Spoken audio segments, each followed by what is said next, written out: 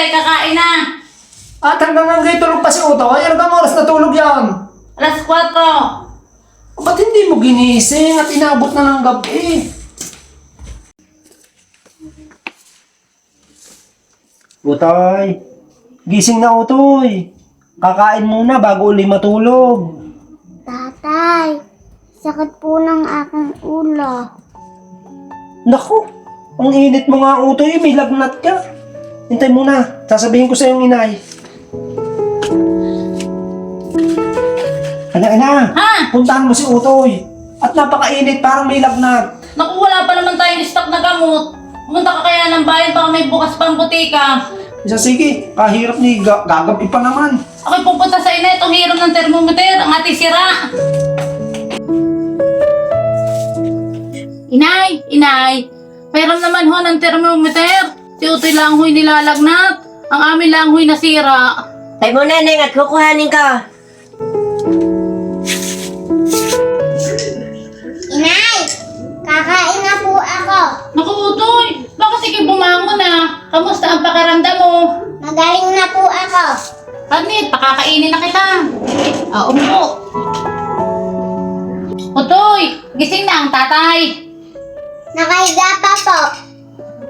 Inay, ang tatay po ay may lagnat din. Nako, nahawa mo na ang iyong tatay. Siya, kain ikaw. At ang iyo naman tatay, ang aking aasikasuhin.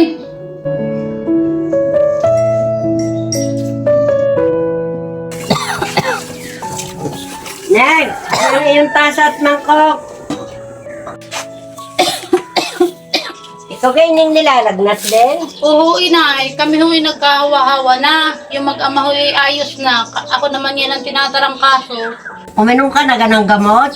Hindi pa ho, inay. Ako'y nagluluto pa. Ay siya. Uminom ka ng gamot at na ikaw madaling gumaling. Oo. Salamat, Neng.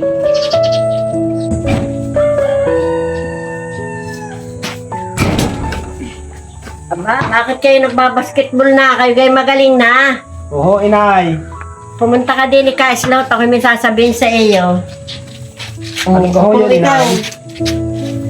Utoy, nung ikaw ay may sakit, ang iyong asawa ay hindi mapakali sa pag-aasikaso sa inyo. At nung si Utoy ay may sakit, halos hindi na siya natulog sa pag-aalaala. Ngayon, siya naman ang may sakit, ay sa tingin ko gay bali wala sa inyo. Gusto rin niyang magpahinga. Kahit masama ang kanyang pakiramdam, pinipilit niyang gawain ang gawain bahay.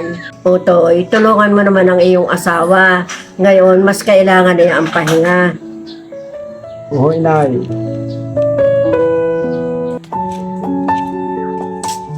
Kanyang ina, pumasok ka na sa loob, ba't ikay humiga na? Ako na ang bahala dito, ako na magluluto. Salamat kanyang ama.